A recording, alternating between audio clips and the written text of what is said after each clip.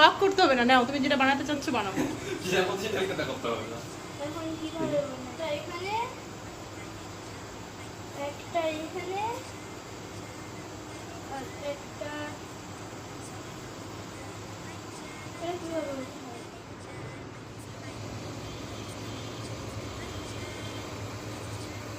আর এখন কি করতে হবে? ফোল্ড করতে হবে, ফোল্ড Fold করতে হবে। ওই পাশে না, এই পাশ করে ফোল্ড করতে হবে। এই পাশে fold করতে হবে। এবার এভাবে রোল করে fold করতে Roll হবে। করে।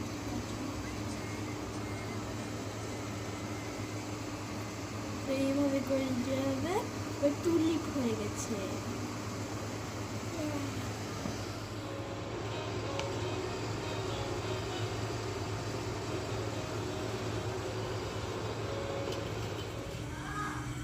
বলো, বন্ধ করিনি, বন্ধ করে দিয়ে আসো। এগুলো বের করবো।